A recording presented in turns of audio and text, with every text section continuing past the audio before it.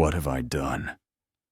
The words escaped Victoria Ashford's lips before she could stop them, barely audible over the sound of bacon sizzling somewhere below and the unmistakable melody of a child's laughter floating up through the floorboards of this unfamiliar house. She stood frozen in front of the bathroom mirror, her fingers gripping the edge of the porcelain sink so tightly that her knuckles had turned white. The reflection staring back at her was someone she barely recognized, a woman wearing nothing but an oversized blue button-down shirt that hung loosely from her shoulders and stopped somewhere mid-thigh. The fabric was soft-worn from years of washing, and it smelled like laundry detergent mixed with something warm and distinctly masculine that she couldn't quite identify. This shirt wasn't hers. Nothing in this bathroom was hers. Victoria's eyes drifted across the small space, taking in details that seemed to mock her with their domesticity. A tube of children's strawberry toothpaste sat next to a purple toothbrush decorated with cartoon unicorns. A rubber duck shower curtain hung cheerfully behind her, its yellow ducks frozen in perpetual smiles. And there, penciled carefully on the doorframe beside the light switch, was a height chart with dates and measurements marking the growth of someone named Emma from age 3 all the way to what appeared to be a recent entry celebrating her 8th birthday. These were the artifacts of a life, a family, a home that Victoria had no part in until approximately 12 hours ago, when a storm had changed everything. Her crimson-red dress from yesterday, the designer piece she had worn like armor to impress the board, hung limply on a hook behind the door. It was still damp in places, the delicate fabric probably ruined beyond repair by rain and floodwater. Her $300 heel sat beneath it, caked with mud that had dried overnight into an accusatory testament to the chaos of the previous evening. The smell of coffee joined the bacon now wafting up through the old house, along with the sound of that child's voice, Emma's voice, chattering away about something that made her giggle with pure, unfiltered joy. Victoria pressed her palms flat against the cool surface of the sink and leaned forward, studying her reflection more closely. Without her makeup, without her power suit, without the careful armor she had constructed over 2 decades of climbing the corporate ladder, she looked vulnerable in a way that terrified her. Her blonde hair, usually styled in a professional updo that commanded respect, now fell in messy waves around her shoulders. Her blue eyes, typically sharp and assessing, seemed softer, somehow uncertain. She was in her employee's house, Nathan Cole's house, the quiet, reliable project manager who never missed a deadline despite being a single father. The man whose name had been circled in red on her termination list just 24 hours ago flagged for position elimination because his salary could save the company $85,000 annually if his role was consolidated with another department. And now she was wearing his shirt, listening to his daughter laugh, standing in his guest bathroom while he made breakfast downstairs, completely unaware that his boss was upstairs having a complete existential crisis about everything she thought she knew about herself and her carefully constructed life. The woman who had arrived in Portland 6 months ago with a mandate to cut costs and increase productivity, the woman who had earned the nickname the Terminator. Within weeks, the woman who had built walls so high and so thick that no one could possibly get through that woman had somehow ended up here in a modest bungalow with blue shutters, wearing a borrowed shirt, and feeling things she had spent her entire adult life trying to avoid. Before we continue, please tell us, where in the world are you tuning in from? We love seeing how far our stories travel. What happened last night during that storm would shatter every rule Victoria had ever made about keeping her distance, about protecting herself, about never needing anyone. The man downstairs, the one she had almost fired, the one whose life she had nearly destroyed with a single signature on a piece of paper, had no idea that the woman standing in his guest bathroom was questioning everything she had ever believed about who she was and what she wanted. And somewhere in the back of her mind, a small voice whispered that maybe, just maybe, this was exactly where she was supposed to be all along. 24 hours earlier, Victoria Ashford had been exactly where she always was on a Friday evening at 7:30 in the evening, seated behind the massive mahogany desk in her corner office at Whitmore and Associates, surrounded by spreadsheets and quarterly projections and the weight of decisions that would change people's lives. The Portland branch was bleeding money, hemorrhaging it really, and the corporate headquarters in San Francisco had made their expectations crystal clear when they had transferred her here 6 months ago. Cut costs by 15%, increase productivity by 20%, or they would close the office entirely and relocate the profitable accounts to Seattle. There was no room for sentiment, no space for compassion, no consideration for the fact that these numbers on her spreadsheet represented actual human beings with families and mortgages and lives they were trying to hold together. Victoria understood this. She had built her entire career on understanding this. Tonight, she was reviewing the final candidates for termination, the unlucky souls whose positions had been deemed expendable in the grand calculus of corporate efficiency. Her red dress, the stunning fitted crimson piece that stopped just above her knee, still clung to her frame from the board dinner she had attended earlier. The designer heels that had cost more than some of her employees made in a week sat beneath her desk, pinching her feet in a way that felt appropriate for the evening's grim work. She had just circled the name Nathan Cole in red marker when a soft knock interrupted her concentration. Victoria looked up to find a man standing in her doorway, a manila folder clutched in his hands with the kind of careful attention that suggested its contents mattered deeply to him. Nathan Cole was tall, maybe 6'1", with broad shoulders that seemed slightly hunched from exhaustion, and warm brown eyes that carried the weight of dark circles beneath them. His short dark hair showed hints of early gray at the temples, aging him beyond what she suspected were his mid-30s, and his shirt, which had probably been pristine when he arrived at 8 in the morning, was now slightly rumpled from the long hours. There was something about him that had always puzzled Victoria, something that didn't quite fit the profile of the typical career-focused employee. His work was impeccable, truly excellent in ways that often surprised her with its thoroughness and creativity, but he never seemed to push for advancement or recognition. And there was the matter of his schedule, the way he always rushed out at exactly 5 o'clock on certain days, as if something more important than work was waiting for him. "Miss Bennett," he said, and she noticed that he had never once addressed her by her first name in the 6 months she had been here. "I have the Henderson proposal ready for your review. I wanted to get it finished before tomorrow's meeting." Victoria glanced at her watch, noting the time. "You're still here, Sullivan. It's nearly 8 o'clock. "Yes, ma'am." He shifted his weight slightly, and she caught him checking his phone with a subtle glance that suggested he was worried about something. "I wanted to make sure everything was in order." "Come in," she said, gesturing to the chair opposite her desk with a wave of her hand. "Let's go through it now." Nathan hesitated at the threshold, his phone still clutched in his hand. "Would you mind if I made a quick call first? It will only take a moment." Victoria waved her hand dismissively, already reaching for the manila folder he had placed on her desk. "Fine. Make it quick." She pretended to focus on the proposal documents, while Nathan stepped slightly to the side and spoke softly into his phone, but she found herself listening, despite her best efforts to remain disinterested. "Hey, sweetie," he said, his voice transforming from professional distance to something warm and achingly tender.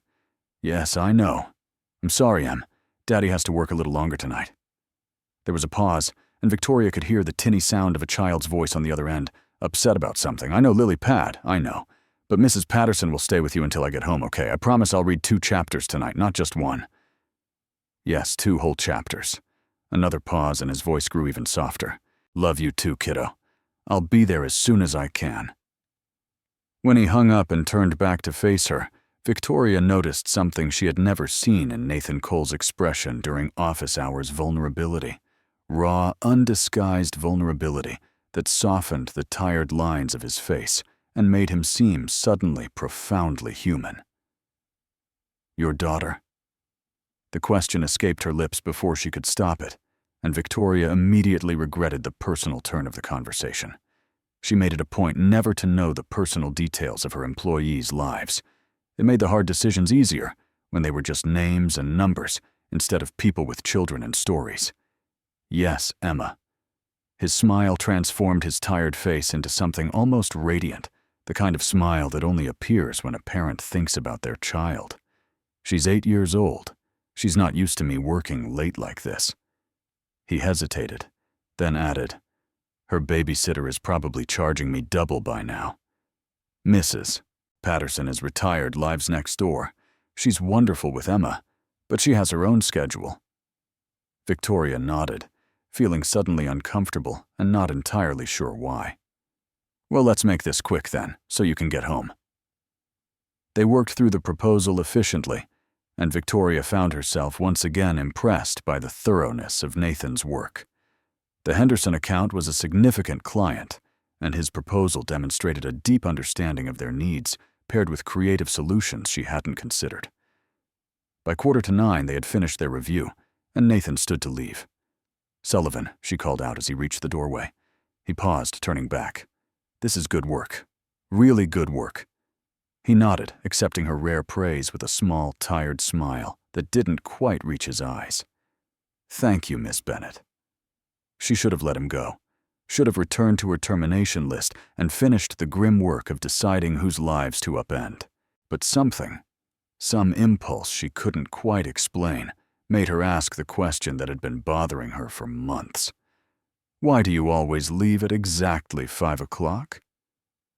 Nathan's shoulders stiffened almost imperceptibly, and for a moment Victoria thought he might not answer. When he spoke, his voice was carefully neutral, revealing nothing beyond the bare facts. "My daughter's school ends at 3:30. The aftercare program closes at 5:15. I have exactly 45 minutes to get across town to pick her up, and if I'm late they start charging penalties I can't afford." He paused, seeming to debate whether to continue. "Single-parent budget. Every hour of overtime childcare counts." Victoria felt a strange twist in her chest, something uncomfortable and unfamiliar. "And when you stay late?" "Like tonight, I pay for a babysitter, Mrs. Patterson from next door. She's retired and she likes the extra income, but..." He shrugged a gesture that managed to convey exhaustion, resignation, and determination all at once. "Like I said, every hour counts." "I see." Victoria tapped her pen against the desk, knowing she should stop, but somehow unable to prevent the next question from forming. What about Emma's mother? The moment the words left her mouth, she regretted them deeply. Nathan's face closed off completely, all the warmth draining away as if someone had flipped a switch. His expression became the professional mask she was accustomed to seeing, but beneath it, she caught a flash of something that looked like old, weathered grief. "Cancer," he said flatly. 2.5 years ago. Victoria felt as if she had been slapped across the face. The simple, devastating statement hung in the air between them, and for a long moment, she had no idea what to say. She had asked a personal question expecting a simple answer, divorce perhaps, or an amicable separation. Something neat and tidy that would satisfy her curiosity without requiring emotional investment. Instead, she had stumbled into sacred ground, into grief that was still raw, despite the passage of time. "I'm sorry," she finally managed. "I shouldn't have asked. That was inappropriate. It's fine." His voice was clipped, controlled, but she could see the effort it was taking him to maintain his composure. "Is there anything else you need, Miss Bennett?" "Number." Victoria shook her head, suddenly desperate for him to leave, so she could stop feeling this uncomfortable sensation in her chest. "Go home to your daughter." After Nathan left, Victoria sat alone in her corner office, staring out at the city lights of Portland spreading below her window. The termination list sat on her desk. Nathan Cole's name still circled in red, his position flagged for elimination, because consolidating his role with another department would save the company $85,000 annually. But now that name had a face, a story, a daughter named Emma, who was waiting at home with a retired neighbor, wondering when her daddy would come to read her 2 chapters of whatever book they were sharing together. For the first time in her 6 months at the Portland office, Victoria wondered about the lives hidden behind the performance metrics on her spreadsheets. Victoria Ashford had not always been this way. There had been a time long ago when she knew how to feel things without analyzing them first, when she could open herself to another person without calculating the risk of being hurt. But that time was so distant now, buried beneath decades of self-protection, that she sometimes wondered if it had ever really existed at all. She grew up in a cramped apartment in Oakland, California, the oldest of 3 children in a family that was always just one disaster away from falling apart completely. Her father, Michael Ashford, was what people charitably called a dreamer, a man with big ideas and bigger promises, who was always chasing the next opportunity, the next scheme, the next sure thing that would finally make them rich. Her mother, Patricia, was the opposite, a practical woman who had married young and spent every day since then wondering if she had made a terrible mistake. When Victoria was 9 years old, her father left for what he called a business trip to Nevada. He kissed her on the forehead, told her to take care of her mother and her younger siblings, 7-year-old Daniel and 5-year-old Rebecca, and promised to bring back presents for everyone when he returned. He never came back. A week after he left, a letter arrived. Victoria's mother read it in the kitchen while the children ate cereal at the table, and Victoria watched her face crumble like a building being demolished from the inside out. Later, when her mother was locked in the bathroom crying, Victoria found the letter crumpled on the floor. "I'm not cut out for this life," her father had written. "I thought I could do it, but I can't. Take care of the kids.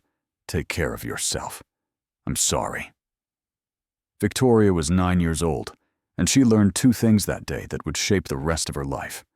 The first was that people who promised to love you could leave without warning, disappearing like smoke and leaving nothing behind but debris. The second was that someone had to pick up the pieces, and if her mother was too shattered to do it then, that someone would have to be her. She watched her mother rebuild herself over the following months, transforming from a heartbroken woman into a machine of pure survival. Patricia took a job as a housekeeper at a hotel downtown, then added a second job cleaning offices at night. She aged 20 years in the span of 10, her hair graying her back, bowing her hands growing rough and calloused from constant work. But she kept the family afloat, kept food on the table, kept a roof over their heads. And Victoria became the parent her siblings needed. She made lunches, helped with homework, soothed nightmares in the middle of the night, learned to stretch a dollar until it screamed for mercy. She learned to live without new clothes, without birthday parties, without any of the small luxuries that other children took for granted. She learned that wanting things was dangerous, because wanting meant being disappointed, and disappointment was a luxury she couldn't afford. At 14, Victoria made 3 promises to herself, 3 vows that would become the foundation of everything she built in the years that followed. First, she would never depend on anyone for anything ever again. Second, she would never let anyone get close enough to hurt her. Third, she would never be caught unprepared like her mother had been, would never be so foolish as to trust her future to another person who could walk away at any moment. She built walls 1 brick at a time, year after year, until she couldn't remember what it felt like to exist without them. College came through scholarships and sheer stubborn determination. Then graduate school. Then the corporate ladder rung by rung with every step calculated and executed with precision. Victoria became the person companies called when they needed someone who could make hard decisions without flinching, who could cut costs and terminate positions and restructure departments without being distracted by sentiment or compassion. She was 24 years old, just starting her first real corporate job, when her mother died. Patricia Ashford had worked herself to death, quite literally, her heart giving out at 52 after decades of double shifts and chronic stress and the accumulated weight of raising 3 children alone.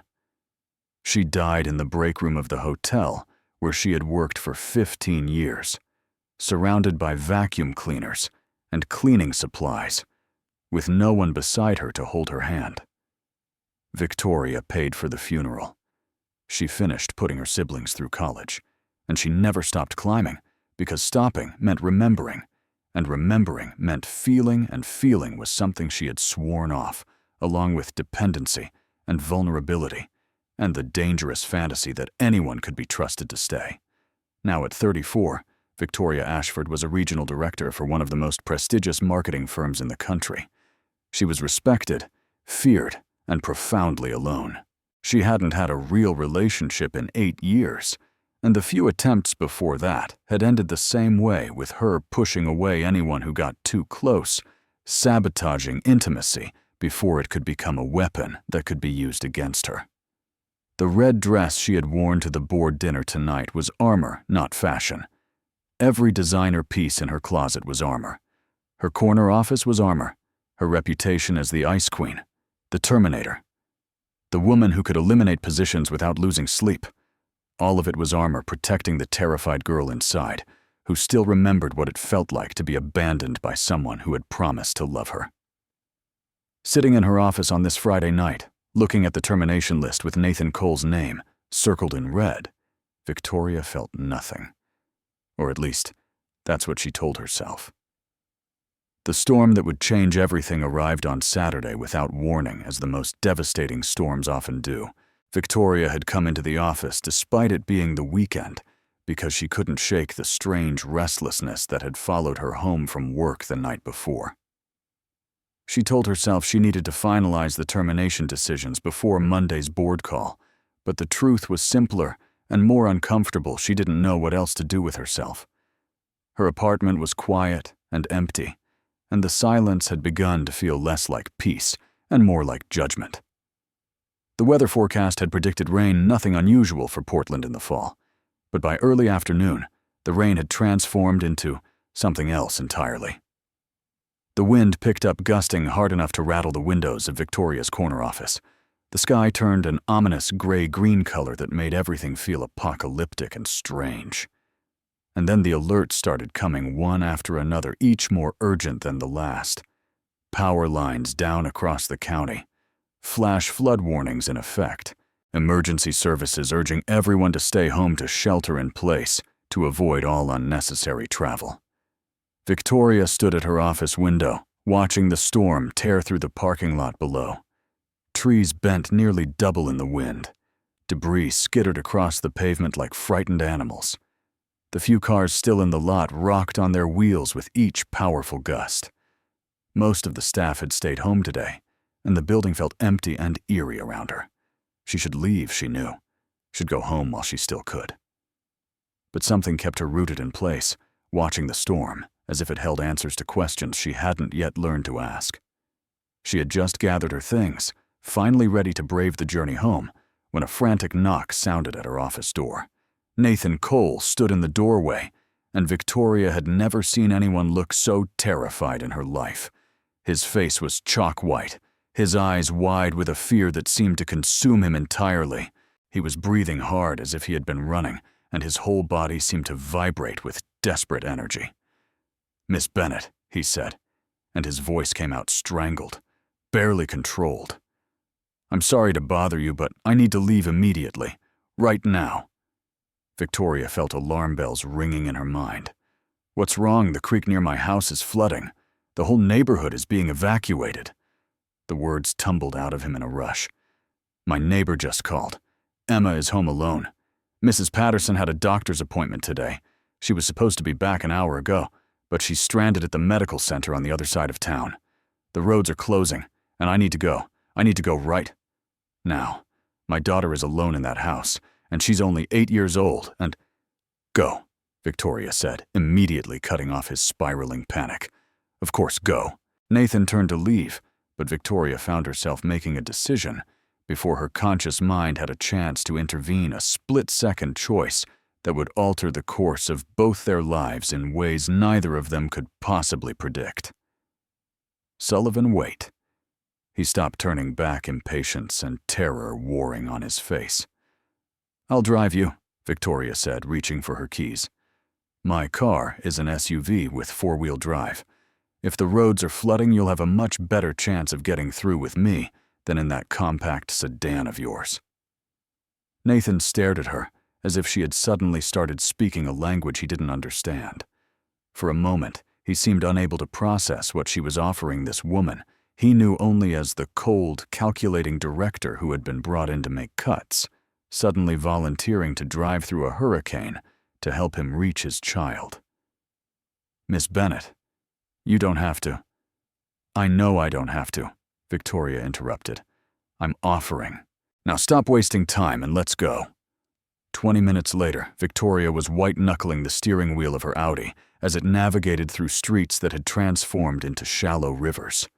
Rain hammered against the windshield so hard that even the wipers on their highest setting could barely keep up. The wind rocked the SUV with each powerful gust, and Victoria had to fight to keep the vehicle on the road.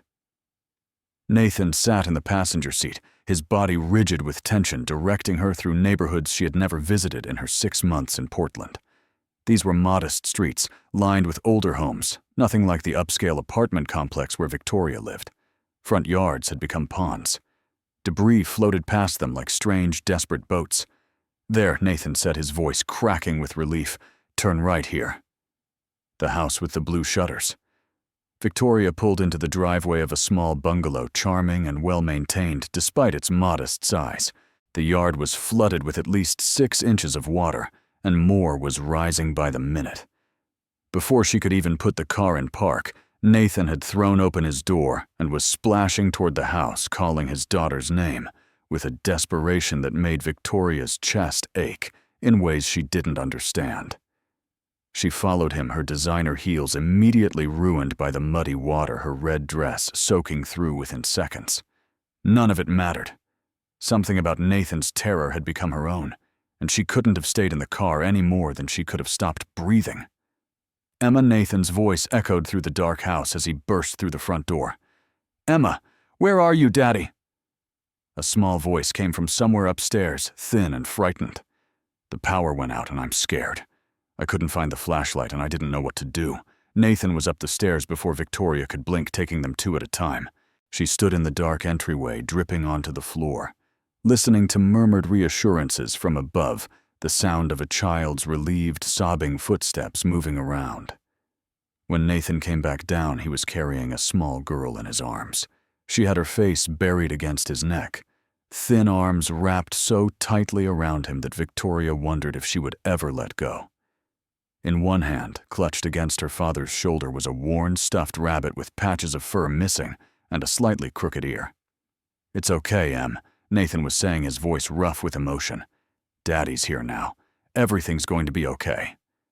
He looked at Victoria over his daughter's head, and the gratitude in his eyes was so raw, so genuine, that she felt something crack inside her chest.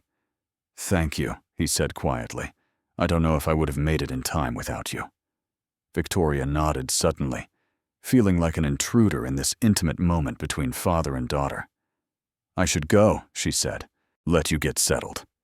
As if on cue, her phone buzzed in her pocket. She pulled it out, read the alert on the screen, and felt her stomach drop. Urgent. All roads in Portland metro area closed to non-emergency vehicles. Shelter in place until further notice. Nathan saw the change in her expression. "What is it?" Victoria looked up, meeting his eyes, feeling suddenly and completely out of control for the first time in as long as she could remember. "They've closed the roads," she said. "I can't leave." The little girl lifted her head from her father's shoulder and turned to look at Victoria with wide, curious eyes. She had her father's brown eyes, Victoria noticed, but something about the shape of her face suggested a different origin.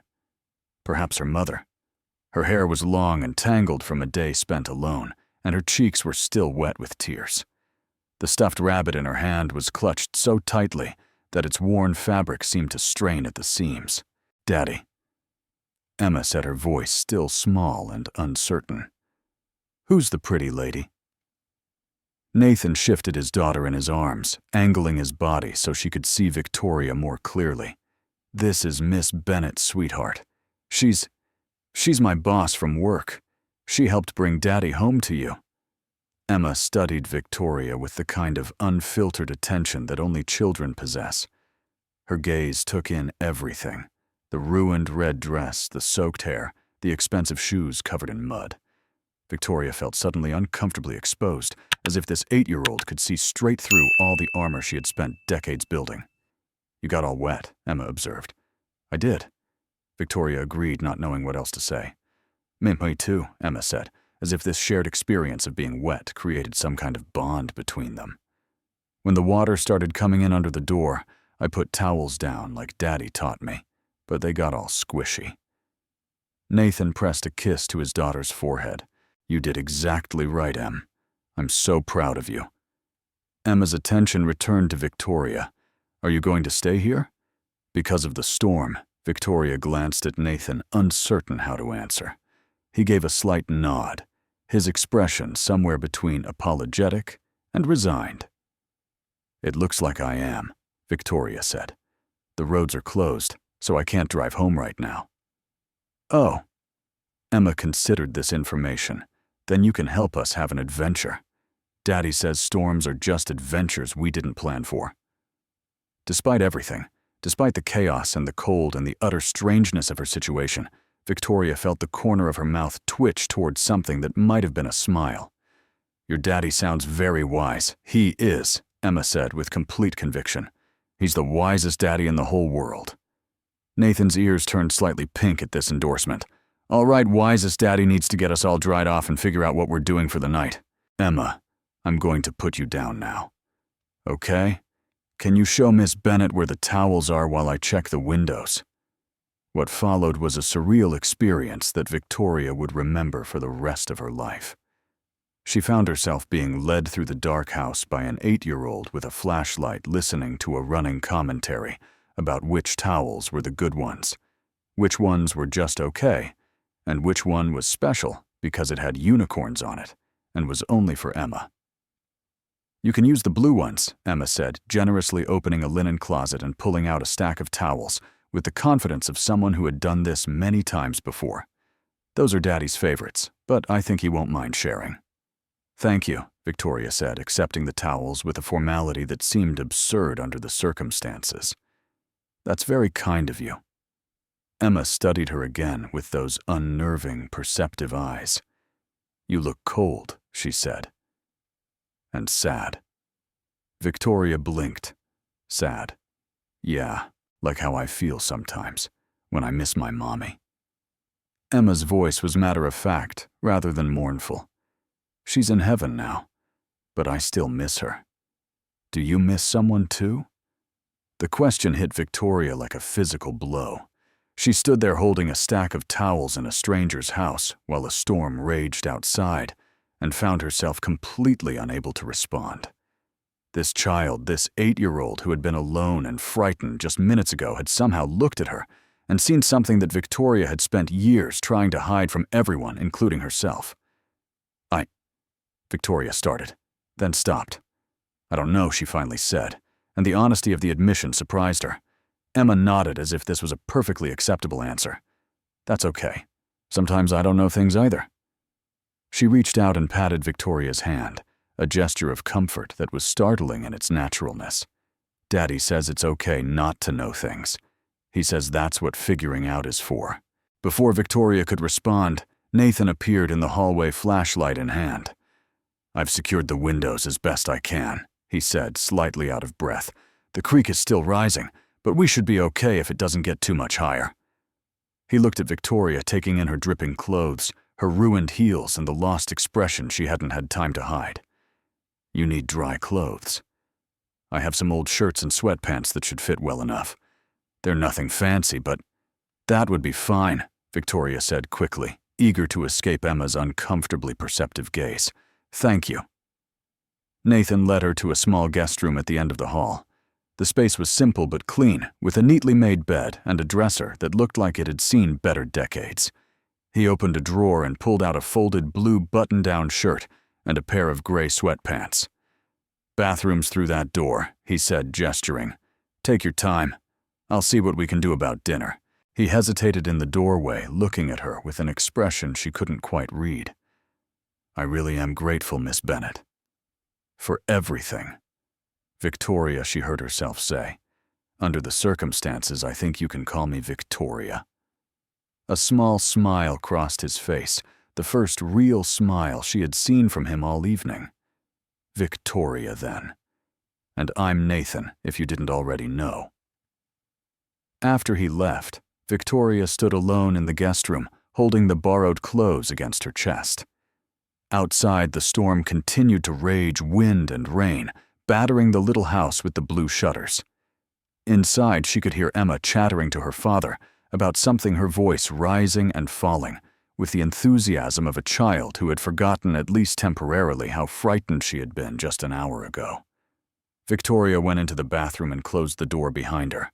She changed out of her ruined dress, pulled on Nathan's shirt and the 2 large sweatpants, and caught sight of herself in the mirror. The woman looking back at her was unrecognizable. Without the power suit, without the designer dress, without any of the careful armor she wore like a second skin, she looked vulnerable, stripped down, human in a way she hadn't allowed herself to be in years. The shirt smelled like laundry detergent, and something warm, something comforting, that she couldn't quite name. It was soft against her skin, worn from years of washing, and somehow wearing it made her feel safer than any of her expensive clothes ever had. Victoria stared at her reflection for a long moment, watching the woman in the mirror as if she were a stranger. She had no idea who that woman was. But for the first time in a very long time, she found herself curious to find out. Victoria emerged from the guest room to find the house transformed into a command center of sorts, with Nathan moving through the space with an efficiency that surprised her. He had changed into dry clothes himself, worn jeans and a flannel shirt that somehow made him look younger, more approachable than the suited project manager she saw in the office every day. She stood in the hallway watching as he gathered flashlights from various drawers, filled containers with water from the kitchen tap, checked windows and doors with the practiced eye of someone who had weathered storms before. There was nothing panicked about his movements, despite the crisis they were facing. Instead, he moved with purpose and calm, issuing quiet instructions to Emma, who followed at his heels like a small, determined shadow. "Flashlights are in the emergency bin in the garage," he was saying to himself as much as to anyone else. "Water containers are full. Windows are secured. If the creek rises another foot, we'll need to move to the 2nd floor, but I don't think it'll come to that." Victoria realized with a sudden, uncomfortable awareness that she had never felt so useless in her life.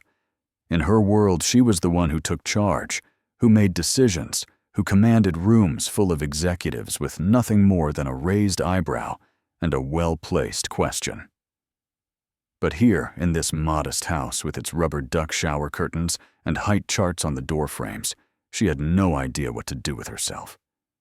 "Is there something I can help with?" she asked, hating the uncertainty in her own voice. Nathan looked up, seeming to remember for the first time that she was there. "Actually, yes. There's a camping stove in the garage lower shelf on the right. If you could grab that, I can at least make us some dinner." Victoria had never used a camping stove in her life, had never been camping at all for that matter, but she found the device where Nathan had described and carried it back to the kitchen with a sense of purpose that felt disproportionate to the task. Emma watched her with curious eyes as she set the stove on the counter. "Have you ever been camping, Miss Victoria?" "No," Victoria admitted. "I haven't." Really, Emma's eyes went wide as if Victoria had just confessed to never having breathed air or eaten food. "But camping is the best. Daddy takes me every summer, and we sleep in a tent, and we make s'mores, and we look at the stars." She paused, considering. "You should come with us next summer. You'd like it, I think." Victoria opened her mouth to explain that she wouldn't be coming camping with them, that after tonight, they would return to their normal roles of boss and employee, that this strange interlude was just that. An interlude temporary and meaningless in the grand scheme of things. But before she could form the words, a tremendous crash sounded from the living room, followed by the unmistakable sound of shattering glass. Emma screamed. Nathan was already running. Victoria followed on instinct, her heart pounding. A massive tree branch had crashed through the living room window, propelled by the hurricane-force winds. Glass littered the floor in glittering shards. Rain poured in through the jagged opening, already soaking the carpet and furniture. "Emma, stay back," Nathan commanded, pulling his daughter behind him. His voice was steady, controlled, but Victoria could see his hands trembling. Without thinking, without considering the appropriateness of her actions, Victoria grabbed a blanket from the couch and rushed toward the broken window. "We need to cover this," she said, "before the whole room floods." They worked together in wordless coordination, Nathan holding the blanket in place while Victoria searched for something to secure it. She found a staple gun in a kitchen drawer, a roll of duct tape, and together they managed to create a makeshift barrier that at least stopped the worst of the rain from pouring in. When they finally stepped back, both breathing hard, the living room floor was already covered in an inch of water. Victoria looked down at herself, soaked again, the borrowed shirt clinging to her frame, her hair plastered to her face. Nathan looked no better, and behind them, Emma was crying quietly, clutching Patches the rabbit to her chest.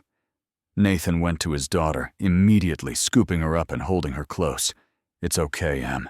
It's okay. We fixed it. The house is going to be fine." "I was scared," Emma whimpered. "The noise was so big. I know, sweetheart. I was scared too." He looked over at Victoria, and something in his expression had shifted. The careful professional distance that had always existed between them was gone, replaced by something raw and real. "But we're all okay." And Miss Victoria helped fix it. She was very brave. Victoria felt heat rise to her cheeks at the unexpected praise. "I didn't do anything special," she said. "Anyone would have helped." "No," Nathan said quietly, holding her gaze over his daughter's head. "Not anyone. But you did. Thank you." Emma lifted her head from her father's shoulder and looked at Victoria with red-rimmed eyes. "You're brave," she said with the simple certainty of childhood. Like a superhero. For the first time in as long as she could remember, Victoria felt genuinely surprised, caught off guard in a way that had nothing to do with quarterly projections or termination lists. An 8-year-old girl in a flooded house had just called her a superhero, and somehow impossibly it meant more to her than any professional accolade she had ever received. "I don't think I'm a superhero," she said softly. "That's okay," Emma replied. "Sometimes superheroes don't know they're superheroes. That's what makes them so super." The evening settled into something that resembled calm, though the storm continued to rage outside, and the living room remained a soggy mess that they had simply closed off for now. Nathan had managed to get the camping stove working, and the smell of canned soup warming in a pot filled the kitchen with something that felt almost like normalcy. They ate by candlelight at the small kitchen table, the three of them arranged in a scene that would have seemed absurd to Victoria just 24 hours ago. She in borrowed clothes, sharing a meal with her subordinate and his daughter, while a hurricane tried to destroy the world outside. Emma did most of the talking, which Victoria quickly learned was her natural state.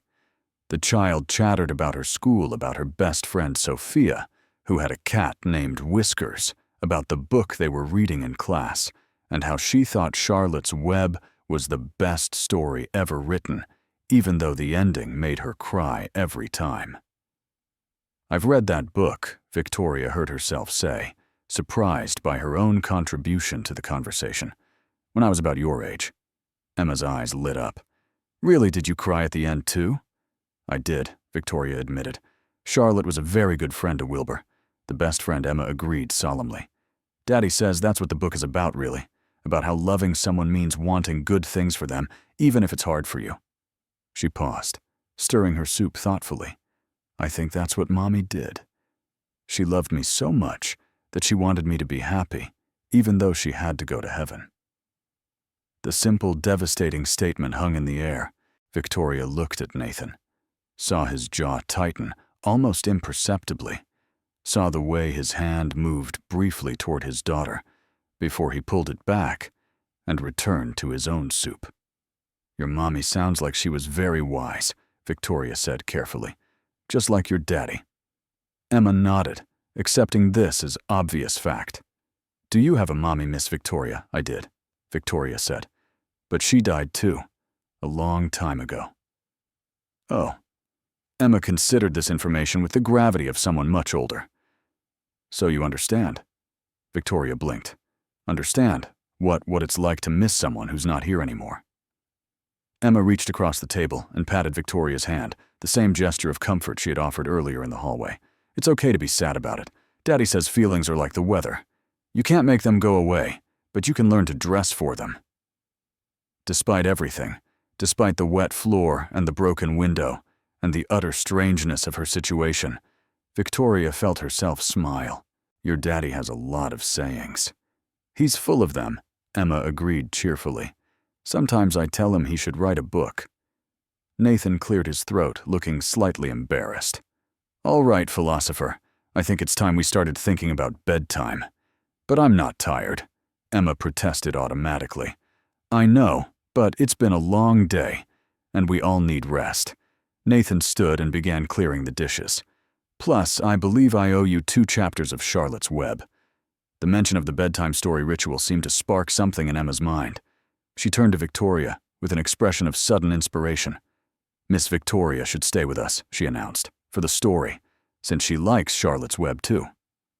Nathan glanced at Victoria, clearly giving her the opportunity to refuse. Miss Victoria might want some time to herself. Actually, Victoria heard herself say once again, speaking before her conscious mind could intervene, "I'd like that, if it's okay." They ended up in the living room, or what remained of it, with the damaged side blocked off by the hastily arranged furniture and blankets.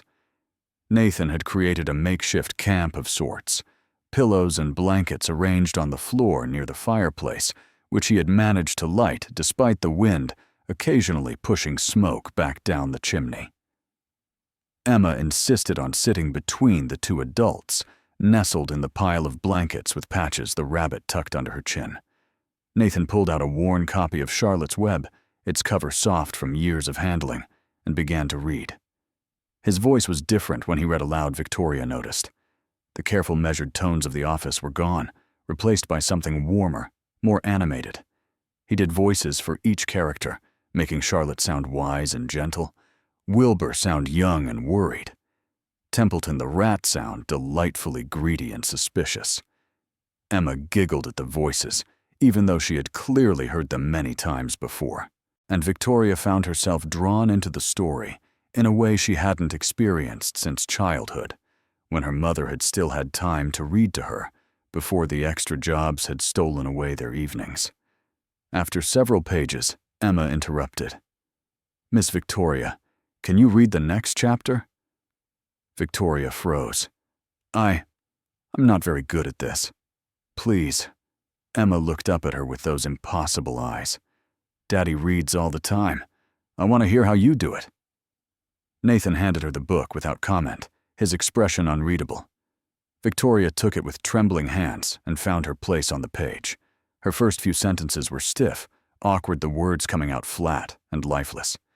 But something about Emma's expectant face, about the warmth of the fire, about the strange intimacy of this moment began to thaw something inside her. She found herself attempting voices. Not as good as Nathan's, but different her own interpretation. She made Charlotte sound sophisticated, but kind, gave Wilbur a earnest, worried quality that made Emma smile. By the time she finished the chapter, Emma was half asleep, curled against Victoria's side, with a naturalness that took her breath away. The child's warm weight against her felt foreign and precious and terrifying all at once. "She never does that with strangers," Nathan said softly, looking at his sleeping daughter. "She must really trust you." Victoria looked down at the small head resting against her shoulder, at the worn rabbit clutched in small fingers, and felt something crack in her chest. Some wall, some barrier she had maintained for decades, developed a fracture that she wasn't sure she could repair. "I don't know why she would," Victoria whispered. I'm not good at this." "You're better than you think," Nathan said. And the gentleness in his voice made her feel like crying, though she hadn't cried in years. They sat in silence for a while after Emma fell asleep, neither of them quite knowing what to say. The fire crackled softly in the grate. The storm continued its assault, outside rain drumming against the windows, wind howling around the corners of the little house. But inside, in this small circle of warmth and light, everything felt strangely peaceful. Victoria was acutely aware of Emma's weight against her shoulder, the soft rhythm of the child's breathing, the way her small fingers occasionally twitched around the rabbit's worn ear. She couldn't remember the last time anyone had fallen asleep on her. She couldn't remember the last time anyone had trusted her that completely. "We should move her to bed," Nathan said quietly. "She'll be more comfortable." But he made no move to do so, and Victoria understood, without being told, that he was giving her a choice. She could disentangle herself, retreat to the guest room, re-establish the boundaries that had somehow dissolved over the course of this strange evening. In a minute, she heard herself say. She looked so peaceful. Nathan nodded, and they sat together in the firelight watching his daughter sleep. "She doesn't usually warm up to people this quickly," Nathan said after a while. "After Sarah died, Emma had a hard time. She didn't trust anyone for months, wouldn't let anyone but me close to her." He paused, his voice growing rough with old grief. Her therapist said it was normal that children who lose a parent young often fear abandonment, fear that everyone they love will eventually leave. Victoria felt the words hit her like stones thrown at a window. She knew that fear. She had lived with it for 25 years. "How did you help her?" she asked. "Time, mostly. And consistency. Showing up every day even when she pushed me away. Letting her know that no matter what, I wasn't going anywhere." Nathan's eyes met hers in the dim light. "That's the only thing that heals that kind of wound. Someone who stays." Victoria looked away, unable to bear the weight of his gaze. "Not everyone learns that lesson," she said softly. "Some people just keep pushing, keep running." "Some people do," Nathan agreed, "but it's never too late to stop." The words hung between them, heavy with meaning that neither was quite ready to acknowledge. Eventually, Nathan stood and carefully lifted Emma from Victoria's side. The child murmured something in her sleep, but didn't wake as her father carried her toward the stairs. "There's a real bed in the guest room," Nathan said over his shoulder. "You should try to get some sleep. I have a feeling tomorrow is going to be complicated." Victoria nodded, but she didn't move from her spot by the fire. She heard Nathan's footsteps on the stairs, heard him walking around on the second floor, heard the soft murmur of his voice as he tucked Emma in. She sat there alone, staring into the flames, thinking about walls and running, and people who stay. Victoria was still sitting by the dying fire when Nathan came back downstairs. He had changed into different clothes, a simple t-shirt, and worn pajama pants, and he carried 2 mugs of something that steamed in the dim light. "Tea," he said, handing her one. "Thought you might still be awake." She accepted the mug, wrapping her hands around its warmth. "How's Emma sleeping peacefully?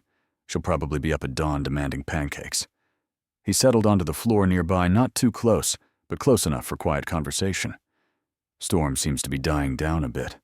We might actually see morning without any more disaster." They sat in comfortable silence for a while, sipping their tea, listening to the wind gradually subside outside. Victoria found herself surprisingly reluctant to retreat to the guest room, reluctant to end this strange, surreal evening that had upended everything she thought she knew about herself. "Can I ask you something?" she said finally. "Of course. Your wife. Sarah." She hesitated, not wanting to cause pain. What was she like? Nathan was quiet for a long moment, and Victoria thought she had overstepped, asked for something too personal, too precious to share with a near stranger. But when he spoke, his voice was soft with memory, rather than sharp with grief. "She was light," he said. "That's the best way I can describe her. She had this way of making every room she entered feel brighter, warmer. Even when things were hard, even when we had nothing, she found reasons to laugh." He took a sip of his tea, his eyes distant. "We met in college.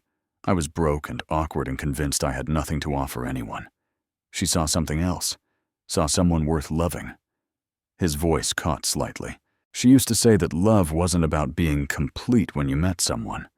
It was about 2 incomplete people choosing to grow together. Victoria felt the words settle into her chest like stones. She sounds remarkable. She was. And when she got sick... Nathan shook his head. 18 months. That's how long we had between the diagnosis and the end. 18 months of treatments and hope and despair, and finally just acceptance. She spent the last weeks more worried about me and Emma than about herself. Made me promise to let myself be happy again, to not close off, to keep living even after she was gone.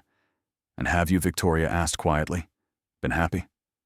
Nathan's smile was sad, but genuine. Some days. When I watch Emma learn something new, or laugh at something ridiculous, or make friends at school. Those days I feel like Sarah would be proud of who she's becoming. He paused. But happy for myself, I'm not sure I've figured out how to do that yet. Victoria understood that too, perhaps better than he could know. My father left when I was 9, she heard herself say. The words came out before she could stop them, pulled from somewhere deep inside by the intimacy of the firelight, and the tea and the storm dying outside. Walked out one day, and never came back. Left a note saying he wasn't cut out for family life. Nathan's expression shifted, something raw and compassionate replacing the sadness. I'm sorry. After that, my mother worked herself to death, literally. She died at 52, exhausted and alone, and I was 24, and had already built all these walls around myself because I'd learned at 9 years old that depending on people meant getting hurt. She stared into her tea, unable to meet his eyes. I raised my younger siblings because there was no one else. I put myself through school, put them through school, climbed the corporate ladder because achievement was something I could control, and somewhere along the way I forgot how to be anything but competent. That sounds like a very lonely way to live, Nathan said softly. Victoria finally looked up, and to her horror, she felt tears prickling at the corners of her eyes. She hadn't cried in years, had trained herself to suppress that vulnerability along with all the others. But something about this night, this man, this impossible situation, was unraveling her. It is, she admitted, her voice barely above a whisper. But it's safe. If you never need anyone, no one can disappoint you. Nathan set his tea aside and shifted closer, not touching her, not invading her space, just present, available. Safe isn't the same as alive, Victoria. The use of her first name, the gentleness in his voice, the simple truth of his words broke something inside her. A tear escaped, trailing down her cheek before she could stop it, and then another. And suddenly she was crying in a way she hadn't allowed herself to cry since she was a little girl whose father had just walked away. Nathan didn't try to fix it, didn't offer platitudes or solutions. He simply moved close enough to place his hand over hers, a bridge of human contact in the darkness. I don't know who I am, Victoria whispered through her tears. I've been the Ice Queen for so long, I forgot there was anyone else inside. Maybe it's time to find out, Nathan said quietly.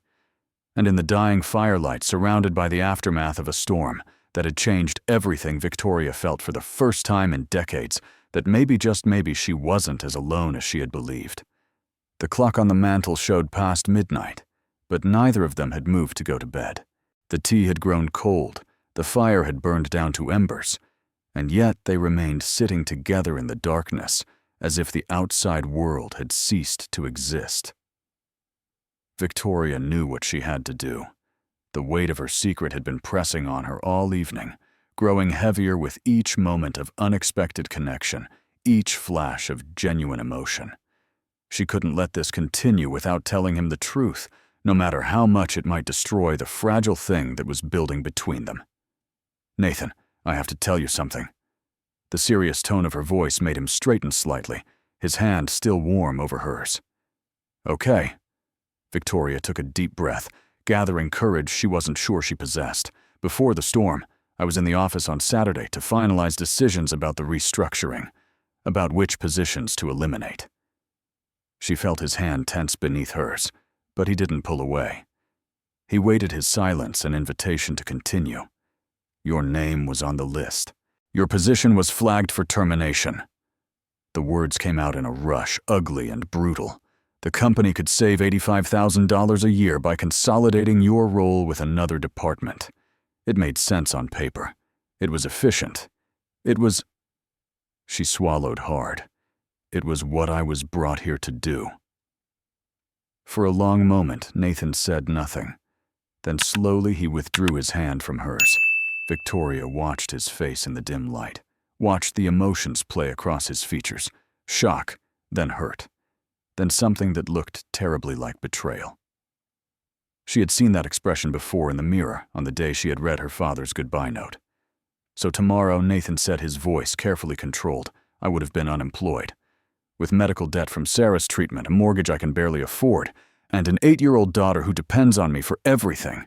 Yes. He laughed, but there was no humor in it. And yet you drove me home tonight, helped me board up my window, read bedtime stories to my daughter. His eyes met hers, dark with pain. Was that guilt? Pity? Some kind of atonement for almost destroying my family? I didn't know you, Victoria said, hating the weakness in her own voice. Before tonight, I didn't know any of you. You were all just names on spreadsheets, numbers in columns. I was sent here to cut costs. That's what I do. That's who I am. She paused, her voice cracking. Or who I was. I don't know anymore. Nathan stood abruptly and walked to the window, staring out at the storm-ravaged darkness. The silence stretched between them, heavy and painful. My wife used to say that everyone is fighting a battle you can't see, he said finally. For 2.5 years, I've been fighting to keep my head above water, to be a good father, a good employee, a good person. And all that time, someone in a corner office was looking at a spreadsheet and deciding whether my job was worth saving. I know, Victoria whispered. I know how it looks. He turned to face her, and his expression had shifted again. The initial hurt was still there, but something else was mixed with it now. Something that might have been understanding. I used to think you were just cold, he said. Just corporate. Just not human. He shook his head slowly. But tonight I watched you cover that window without hesitating, without thinking about your expensive dress or your designer shoes. I saw you read to my daughter until she fell asleep on your shoulder. I listened to you cry when you talked about your mother. He crossed the room and knelt in front of her chair, putting himself at her eye level. You're not who I thought you were, Victoria. Maybe you're not who you thought you were either. Victoria felt tears streaming down her face again, and she couldn't remember when she had become someone who cried so easily. I don't know how to be different, she admitted. I've been protecting myself for so long, I don't remember how to stop. Nathan reached up and gently wiped a tear from her cheek. The gesture was so tender, so unexpected, that it made her breath catch. Then maybe you don't have to figure it all out tonight, he said softly. Maybe you just take it one moment at a time, one choice at a time, one chance to be different at a time. And what if I fail? Victoria whispered. Then you try again tomorrow. His hand lingered on her face, warm and steady. That's all any of us can do. In that moment, with the storm finally quiet outside and the first hints of dawn beginning to gray the sky, Victoria made a choice. She didn't know if it was the right one, didn't know if she had the courage to follow through, but she made it anyway. She was going to try to be different. She was going to try to let someone in. And she was going to start by not running away from this man who had shown her more compassion in one night than she had experienced in years. I'm scared, she admitted. Me too, Nathan said. And somehow the shared fear felt like the beginning of something rather than the end. The light that woke Victoria was pale and gray, filtering through the curtains of the guest room window with the exhausted quality of a day that had survived a storm. For a long moment, she lay still in the unfamiliar bed, disoriented by the sounds and smells of a house that wasn't hers. Then the events of the previous night came rushing back, and with them, a strange mix of emotions she couldn't quite sort through. Fear, certainly. Vulnerability in quantities she hadn't experienced in decades. But also something else. Something that felt tentatively, cautiously like hope. She rose and padded to the bathroom, catching her reflection in the mirror. The same woman who had stared back at her in confusion and shame now looked different somehow. still wearing Nathan's blue button-down shirt, still stripped of her professional armor, but there was something calmer about her expression, something that looked almost like peace.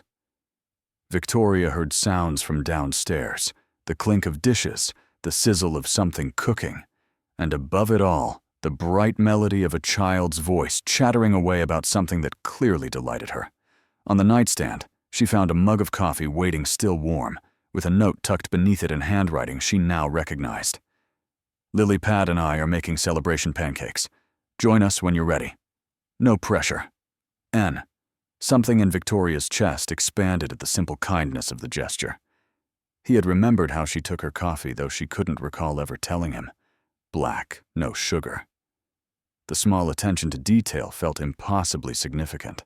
She made her way downstairs, drawn by the sounds and smells of the kitchen. When she reached the doorway, she stopped, struck by the scene before her. Nathan stood at the stove, flipping pancakes with practiced ease. He had flour on his sleeve and a streak of batter across his cheek, and he looked more relaxed than she had ever seen him. Emma stood on a step stool beside him, also covered in flour, carefully spooning batter onto the griddle with intense concentration. "You have to make them round," Daddy Emma was saying. "Round pancakes taste better. That's just science." "Oh, is that science?" Nathan asked, his voice warm with amusement. "Yes. Miss Thompson said that shapes affect how things taste, so I did an experiment, and round pancakes definitely taste better than weird-shaped ones. I'm not sure that's exactly what your teacher meant by scientific method, but I respect the research." Victoria found herself smiling at their exchange, at the easy rhythm of their banter, at the obvious love that filled every word and gesture. This was what a family looked like, she realized. Not just the two of them, standing in a kitchen, but the whole atmosphere of belonging, of being known and accepted and cherished. "Good morning," she said softly, leaning against the doorframe. Both faces turned toward her, and both broke into matching smiles that made her heart stutter. "Miss Victoria," Emma exclaimed, abandoning her batter-spooning duties to run across the kitchen. She threw her arms around Victoria's waist in a hug that was so natural, so unhesitating, that it took Victoria's breath away. "You stayed. I was worried you might leave while we were sleeping, but you stayed." "I stayed," Victoria confirmed, returning the hug tentatively at first, then with growing warmth. The roads were still closed. "No, they opened an hour ago," Emma informed her cheerfully. "I checked. Daddy let me use his phone to look at the news." Victoria felt her stomach drop. The roads were open. She could leave. She should leave. This wasn't her family, her house, her life. She had an apartment downtown, a career to manage, a world to return to. That made sense in ways this one didn't. She looked at Nathan over Emma's head. His expression was carefully neutral, giving her nothing, letting her make her own choice. "Well," Victoria said slowly, "I couldn't possibly leave without trying these celebration pancakes. Emma was just telling me about her scientific research on the subject." Emma beamed. "See, Daddy, I told you she'd want to try them. Miss Victoria is smart. She understands science." Nathan's smile softened, and something warm passed between them. An acknowledgement, an understanding, a silent agreement to see where this might lead. "Grab a plate," he said. "The round ones are almost ready." Breakfast was a chaotic, wonderful affair that bore no resemblance to any meal Victoria had ever experienced.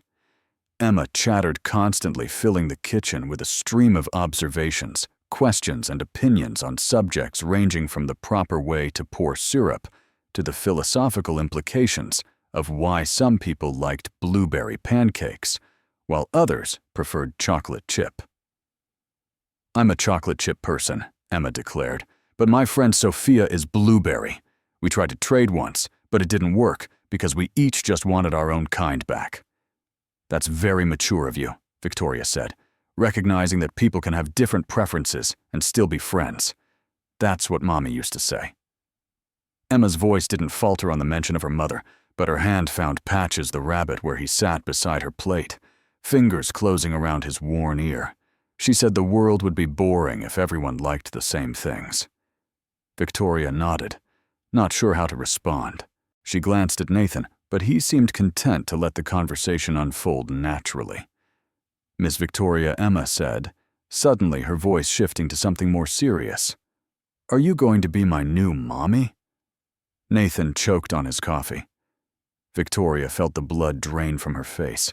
The question hung in the air between them, enormous and impossible and impossibly sincere. "Emma," Nathan said quickly, we're not." But Victoria found herself reaching across the table, placing her hand over Nathan's to stop his protestations. He looked at her surprise and something else, hope, maybe flickering in his eyes. "Your daddy and I are just getting to know each other, sweetheart," Victoria said carefully. "We're friends. We care about each other, but becoming someone's mommy is a very big thing. It takes time." "But could you be Emma?" pressed with the relentless logic of childhood. Someday, Victoria looked at Nathan. In his eyes, she saw the same question, the same tentative hope, the same fear of wanting something that might not work out. She saw a reflection of everything she had been feeling since she had woken up in his guest room, wearing his shirt. "Someday," she said softly, holding his gaze, "anything is possible." Emma's face lit up with a smile so bright it was almost painful to look at. "Good," she said, returning to her pancakes with the matter-of-fact satisfaction of someone who had resolved an important issue. "Because I asked Mommy in heaven to send Daddy someone nice. And she sent you." Victoria couldn't speak. The words had stolen her breath, her composure, her carefully maintained control. She felt tears threatening again, which was ridiculous. She had cried more in the last 12 hours than in the previous 12 years, but she couldn't seem to stop them. Nathan's hand turned under hers, fingers interlacing with her own. The gesture was hidden beneath the table, invisible to Emma, who had returned to arguing with herself about whether the last pancake should get strawberry or maple syrup. She's never said that before. Nathan murmured, his voice rough with emotion, about asking Sarah to send someone. "I don't know what to say," Victoria whispered back. "You don't have to say anything." His thumb traced a gentle circle on the back of her hand. "Just don't run away." It was the same thing he had said the night before, in different words. "Don't run. Stay. Let yourself be known." For 25 years, Victoria had been running. From intimacy, from vulnerability, from anyone who might get close enough to hurt her. But sitting in this flour-dusted kitchen, holding hands under the table with a man she barely knew, while his daughter debated the merits of various syrups, she felt something she had never expected to feel again. She felt like she might be able to stop. Monday morning arrived with the harsh fluorescent lights and recycled air of the Whitmore and Associates office building, and Victoria felt the weight of her corporate armor settling back onto her shoulders like a familiar but uncomfortable coat. She had left Nathan's house the previous afternoon, after helping clean up the storm damage, and sharing a lunch that felt like a preview of something she wasn't quite ready to name. They had exchanged phone numbers, though they both already had each other's contact information from work. This was different. This was personal. Now she sat behind her mahogany desk, the termination list still exactly where she had left it on Friday afternoon. Nathan Cole's name still circled in red. She stared at it for a long moment, then picked up her pen and crossed his name off with a single decisive stroke. The action felt like a door closing on one version of herself and another door opening. Over the next several hours, Victoria rewrote the restructuring proposal from scratch. Instead of cutting positions, she identified waste in the budget, inefficiencies in processes that could be streamlined, contracts with vendors that could be renegotiated. It would take more work than simply eliminating jobs, would require her to actually understand the human element of the business rather than just the numbers. But it was the right thing to do. She was certain of that now. By late afternoon, the whispers had started. Victoria could feel eyes following her as she walked through the office, could sense the hushed conversations that stopped when she approached. Someone had seen her leaving with Nathan on Friday night. Someone had noticed that they hadn't returned to the office. Rumors were spreading like wildfire through a workforce that already viewed her as cold and unapproachable. She found herself not caring as much as she would have expected. At 4 o'clock, her phone rang. The caller ID showed the San Francisco headquarters number, and her stomach tightened. Victoria, it's Catherine Wells. The regional vice president's voice was clipped professional and distinctly unhappy. We need to discuss some concerns that have been brought to my attention. Of course, Catherine. What concerns? There are rumors circulating about inappropriate conduct between you and a member of your staff. A Nathan Cole, I believe. Catherine's pause was loaded with implication. I don't have to explain the liability issues, the HR implications, the damage to our professional reputation if a director is perceived to be fraternizing with a subordinate. Victoria felt the old Victoria the Ice Queen rising up to protect herself. She could deny everything. Could claim that the storm had simply stranded her temporarily. Could maintain the walls that had kept her safe for so long. Instead, she heard herself say, "With all due respect, Catherine, my personal life is my own, and I won't be making the staff cuts we originally discussed. I'll be sending you an alternative proposal by end of week." The silence on the other end of the line was deafening. "Victoria, I don't think you understand the position you're in. The board has expectations. I understand the position perfectly, and I'm telling you that there's a better way to achieve the results we need without destroying people's lives in the process." Victoria's voice was calm, steady, certain. "I found efficiencies we hadn't considered before. Process improvements, contract renegotiations, structural changes that will reduce costs without eliminating positions. This is very unlike you. Maybe it's exactly like me," Victoria said. "Maybe I'm just finally becoming who I was supposed to be." She hung up the phone before Catherine could respond, her hands trembling slightly. She had just risked her career, her reputation, everything she had spent 20 years building. For what? For a man she had known for one weekend. For an 8-year-old who had called her a superhero, Nampito. For herself. For the person she was tired of pretending not to be. A knock at her door made her look up. Nathan stood there professional as always, in his shirt and tie, holding a folder of documents. But there was something different in his eyes, a warmth that hadn't been there before the storm. "The Henderson contracts are ready for your signature," he said, placing the folder on her desk. "Thank you, Mr. Cole." The formality felt strange now, like speaking a language she used to be fluent in, but had begun to forget. Nathan turned to leave, then hesitated. "Miss Bennett?" "Yes?" He looked at her for a long moment, and she could see the struggle in his expression, the professionalism at war, with something more personal. "Emma wanted me to ask if you'd like to come for Pancake Sunday this weekend." Victoria felt her heart skip. "Just Emma?" A smile tugged at the corner of his mouth. "Me too. Definitely me too. I'd like that," Victoria said, and the warmth in her own voice surprised her. "But on one condition." "What's that?" "You have to call me Victoria." The weeks that followed took on a rhythm that Victoria had never experienced before, a gentle progression of small moments that gradually accumulated into something that felt dangerously like happiness. Pancake Sundays became a fixed point in her calendar, more important than any board meeting or quarterly review. She learned that Emma liked her pancakes with chocolate chips and extra whipped cream. She discovered that Nathan hummed classic rock songs under his breath while he cooked. She found herself doing the dishes, while Emma told elaborate stories about her classmates and their various adventures. But their connection extended beyond the safety of Nathan's kitchen. There were movie nights after Emma's bedtime, where they would sit on opposite ends of the couch, at first gradually migrating closer as the weeks passed. There were walks in the park on Saturday afternoons, Emma running ahead to chase squirrels, while Nathan and Victoria talked about everything and nothing.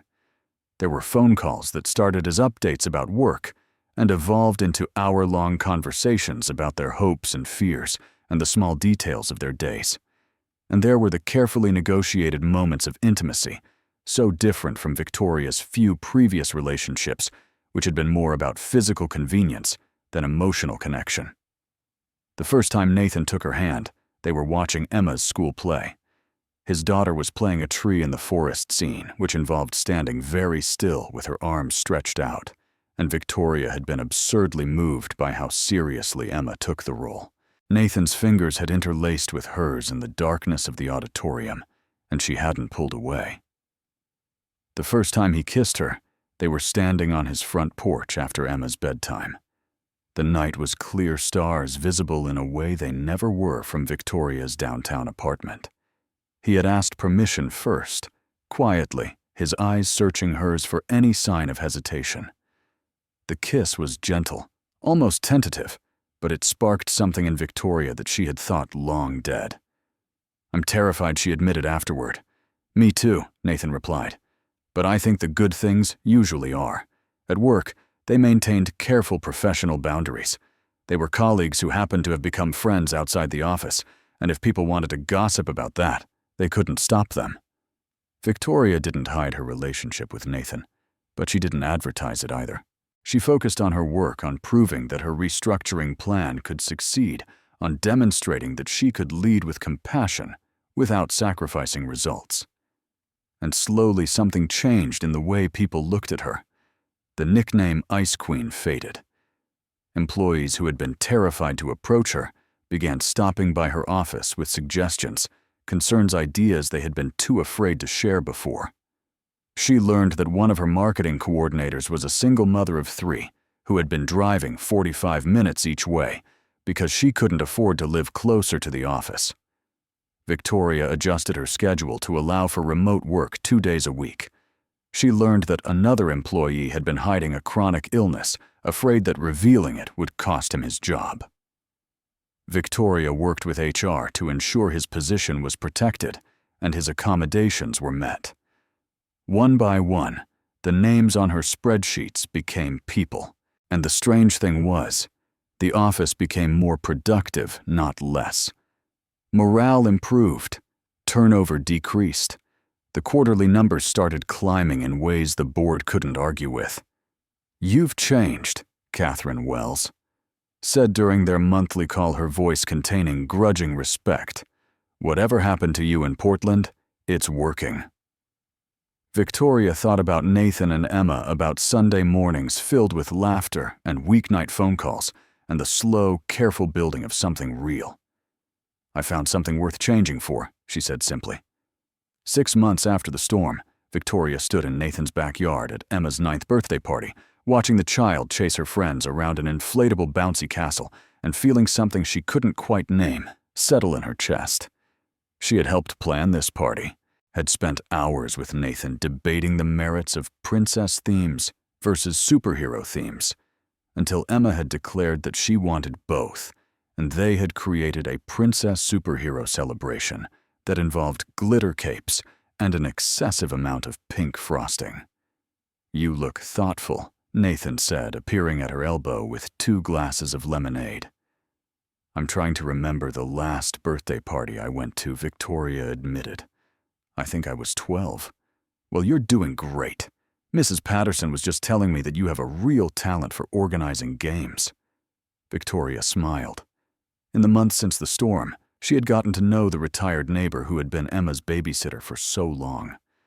Mrs. Patterson was a practical woman in her 70s who had immediately seen through Victoria's professional facade and declared her good people even if she doesn't know it yet. "I think Mrs. Patterson approves of me," Victoria said. "She definitely does. She told me last week that I'd be an idiot to let you get away." Victoria felt heat rise to her cheeks. They hadn't talked explicitly about the future, hadn't made declarations or promises beyond showing up for each other day after day. But the implication was there, in the toothbrush she had started leaving at his house, in the drawer he had cleared for her clothes, in the way Emma had started calling her simply Victoria instead of Miss Victoria. "Your parents are watching us," she observed, nodding toward the older couple seated at the patio table. Nathan's parents had arrived from Florida for Emma's birthday, their first meeting with the woman their son had been dating. Victoria had been nervous, in a way she hadn't felt since childhood, desperate to make a good impression and terrified of failing. But Nathan's mother, a warm woman named Carol who had Sarah's kind eyes, had taken one look at Victoria and enveloped her in a hug. "I can see why Emma loves you," Carol had said. "You look at her the way her mother used to." Victoria had cried, of course. She cried at everything these days. Nathan joked that she was making up for 2 decades of emotional suppression. "They like you," Nathan said now. "My mom told me this morning that you're the real thing. What does that mean?" "I think it means she's planning the wedding already." Victoria froze. "Wedding?" Nathan's expression shifted to something more serious, more vulnerable. Would that be so terrible someday? The question hung between them, enormous and terrifying, and wonderful all at once. Victoria thought about her childhood vow, never to depend on anyone, never to let anyone close enough to hurt her. She thought about 25 years of keeping people at arm's length, of protecting herself from the kind of abandonment her father had inflicted. And she thought about the last 6 months, about learning to trust again, about opening herself up to this man and his daughter, and discovering that vulnerability didn't have to mean weakness. "No," she said quietly. "It wouldn't be terrible at all." Nathan's smile was like sunrise. He pulled her close there in the backyard with his parents watching, and Emma's friends shrieking, and the afternoon sun turning everything golden. Someday, he promised. Someday, she agreed. The happiness of those months made the crisis when it came feel all the more devastating. It happened on an ordinary Tuesday evening, 9 months after the storm. Victoria had come over for dinner after work, a routine so established now that Emma had stopped asking whether she would be there and started setting a third place at the table automatically. They were clearing the dishes when Emma appeared in the kitchen doorway, holding a folder Victoria had accidentally left behind during her last visit. "What's a termination list?" Emma asked, her small face confused. Victoria felt the blood drain from her face. The folder was an old one from before the storm, containing the original restructuring documents she had been working on. Nathan's name was still visible on one of the pages, circled in red, though crossed out. Nathan took the folder from his daughter's hands and opened it. For a long moment, he stared at the contents, his expression unreadable. Then he looked at Victoria, and she saw all the old hurt come rushing back. "Emma, sweetheart, go upstairs and start your homework. Victoria and I need to talk." Something in his voice made Emma obey without argument, casting worried glances over her shoulder as she climbed the stairs. When they were alone, the silence stretched between them, heavy with the weight of things unsaid. "You told me about this," Nathan said finally. "The night of the storm. You told me I was on the list. I did. But seeing it," he shook his head, staring at the documents with their cold clinical language. Position elimination, cost reduction, efficiency improvement. Seeing it written down like this. My life reduced to a line item. "Nathan, that was before I knew you, before I understood. I know that." His voice was sharp-cutting. "I know you're not that person anymore. But this morning I got up, made breakfast for my daughter, went to work, came home and thought everything was fine. And now I'm holding proof that 6 months before I thought everything was fine, the woman I love was planning to destroy my family." Victoria heard the words, but couldn't quite process them. "The woman you love." Nathan's expression cracked. "Of course I love you. How could I not? You've become everything to me, to both of us. Emma asks about you first thing every morning. I fall asleep thinking about you, and wake up counting the hours until I see you again." His voice broke. "But right now, I'm looking at this document, and all I can see is my name circled in red like a target." "I crossed it out," Victoria said desperately. "Before I even came to find you during the storm, I had already decided not to go through with it. But you were going to. At some point, you looked at a spreadsheet with my name on it and decided that eliminating my job was an acceptable outcome. I didn't know you then. I didn't know anyone. I was sent here to cut costs, and that's what I did. It's what I was trained to do, what I built my whole career on."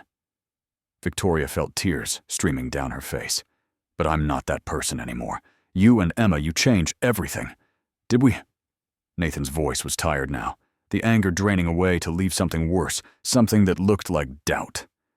"Or is this just who you really are, underneath all the pancakes and movie nights?" The question hit Victoria like a physical blow. It was the fear she had carried since the beginning. the terror that she wasn't capable of being anything other than cold, and calculated that all of this had been an elaborate performance, and eventually her true nature would reveal itself. "I don't know," she whispered. "I don't know who I really am. I've spent so long being the Ice Queen that I can't always tell where she ends and I begin." Nathan was quiet for a long moment. Then he said the words she had been dreading. "I think you should go. I need time to think." Victoria left without argument, though every step away from that house felt like walking through broken glass. She drove home in a blur of tears, crawled into her empty apartment, and lay awake all night, wondering if she had finally succeeded in destroying the only good thing she had ever allowed herself to have. A week passed without contact from Nathan. Victoria threw herself into work, reverting to old patterns of arriving early and leaving late, of burying her pain beneath spreadsheets and productivity. Her colleagues noticed the change, the return of the Ice Queen, but no one dared to comment. Emma's face haunted her dreams. That bright smile, those trusting eyes, the way she had declared Victoria a superhero. Victoria woke each morning reaching for her phone, hoping for a message that never came. On day 8, her phone finally rang, but it wasn't Nathan's name on the screen. It was Emma's number, the one she had programmed herself months ago. Victoria answered with trembling hands. "Hello, Miss Victoria." Emma's voice was small, uncertain. "Why don't you come to pancakes anymore?" Victoria's heart shattered into 1,000 pieces. "Sweetheart, your daddy and we had a disagreement about some grown-up things. But you can fix it, right? Daddy says that when people care about each other, they can always fix things if they try. Sometimes it's more complicated than that, Emma. But he's sad all the time now." Emma's voice dropped to a whisper. "He pretends he's okay, but I can tell. He looks at the door like he's waiting for someone. And I miss you. I miss you so much it hurts." Victoria closed her eyes, tears streaming down her face. "I miss you too, baby. More than you know. Then come back. Please, I promise I'll be good. I'll be so good. I'll clean my room every day and never complain about vegetables, and Emma, sweetheart, no." Victoria's voice broke. "It's not about you being good. You're perfect. You're absolutely perfect. This is about me and your daddy having to figure some things out." There was a long pause. Then Emma said something that stopped Victoria's breath entirely. "Mommy said that when you love someone, you don't give up when it's hard. She said that's when you fight the hardest." Victoria couldn't speak. The words echoed in her mind, simple and devastating. "Do you love my daddy, miss?" "Victoria." The question deserved an honest answer. "Yes, Emma, I do. I love him very much. And I love you. Then fight." After Emma hung up, Victoria sat in her silent apartment staring at the walls she had surrounded herself with for so many years. Different walls than the ones in her office, but walls nonetheless. Walls designed to keep people out, to protect herself from the pain of caring. Her phone rang again. This time the caller ID showed Mrs. Patterson. "That man has been miserable since you left," the older woman said without preamble. "Walking around like a ghost, barely eating, pretending everything's fine when anyone with eyes can see he's falling apart. He asked me to leave." "And since when do you do what you're told?" Mrs. Patterson's voice softened. "I know you made mistakes. Lord knows he's made his share too. But I've watched him raise that little girl alone for 2.5 years. I've seen the toll it's taken, the loneliness, the exhaustion, and I've never seen him as happy as he was with you. I don't know if I can fix this. Maybe not. But you won't know until you try." The older woman paused. "Don't let fear win, Victoria. You've been running your whole life. Maybe it's time to stay and fight for something." After she hung up, Victoria sat in the darkness of her apartment for a long time. She thought about her father walking out, about her mother working herself to death, about all the years she had spent protecting herself from the possibility of pain. And she thought about Nathan reading Charlotte's Web, with different voices about Emma falling asleep on her shoulder, about Sunday mornings filled with laughter and burnt pancakes, and the kind of love she had never believed she deserved. Mrs. Patterson was right. She had been running her whole life. It was time to stop. Victoria spent the next 3 days preparing for the most important presentation of her career. Not the quarterly board review, or the restructuring proposal, or any of the countless PowerPoints she had delivered in conference rooms across the country. This was a presentation of who she was and who she wanted to become. She started with the board. In an emergency meeting she had requested, she laid out her complete restructuring plan, not the safe, conservative version she had originally proposed, but the full vision she had been developing over the past 9 months. We don't cut people, she told the assembled executives. We invest in them. We create flexible schedules for working parents. We offer mental health support for employees dealing with chronic conditions. We treat our staff like human beings instead of line items on a spreadsheet. Catherine Wells raised an eyebrow. And how exactly does this improve our bottom line? Victoria pulled up her results. 9 months of data showing improved productivity, reduced turnover, higher employee satisfaction scores, and the strongest quarterly numbers the Portland office had seen in 5 years. Happy employees are productive employees, she said simply. Loyalty can't be bought, but it can be earned. The board approved her plan unanimously. But that was only the first step. The following week, Victoria called an all-hands meeting for the Portland office. Every employee from the senior managers to the junior assistants gathered in the large conference room. Nathan stood near the back, his expression carefully neutral. Victoria stepped up to the podium, and for a moment the old fear gripped her. The fear of exposure, of vulnerability, of being seen as anything other than strong and in control. Then she thought about Emma asking her to fight. When I arrived in Portland a year ago, Victoria began, I came with a single mandate: cut costs at any price. I had built my entire career on being efficient, on making hard decisions, without flinching, on being the person companies called when they needed someone who could eliminate positions without being distracted by compassion. She paused, looking out at the sea of faces. Some were wary, others curious, a few openly hostile. I earned the nickname Ice Queen within weeks, and I wore it like a badge of honor because being cold, being distant, being untouchable felt like protection. Victoria's eyes found Nathan's in the crowd. But I was wrong about so many things. She took a deep breath. One person in particular taught me that behind every number on a spreadsheet is a human story. That dedication isn't measured in hours logged, but in what you're fighting for. That vulnerability isn't weakness, it's the only path to anything real. The room had gone completely silent. Nathan Cole Victoria continued showed me that the walls I had built to protect myself were actually keeping me from everything that makes life worth living. He and his daughter welcomed me into their home during a storm, and in doing so, they changed my life. She saw Nathan's expression shift, the careful neutrality, cracking to reveal something raw and hopeful. I made mistakes, Victoria admitted. Before I knew him, before I understood who I was capable of becoming, I looked at his name on a termination list and saw nothing but a cost to be eliminated. I'm not proud of that. It haunts me. But I'm trying to be better, to be someone who sees people instead of numbers, who leads with compassion instead of fear. She stepped out from behind the podium, moving closer to the audience. I know there are rumors about my relationship with Nathan. I won't deny them. What I will say is this: loving someone doesn't make me less capable of doing my job. If anything, it has made me better at it.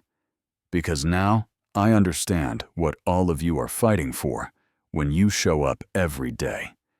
You're fighting for your families, your futures, your dreams, and you deserve a leader who sees that. Victoria's voice softened. I'm sorry for the fear I caused when I first arrived. I'm sorry for the cold demeanor, the impossible expectations, the lack of basic human kindness. And I'm asking for a second chance to prove that I can be different.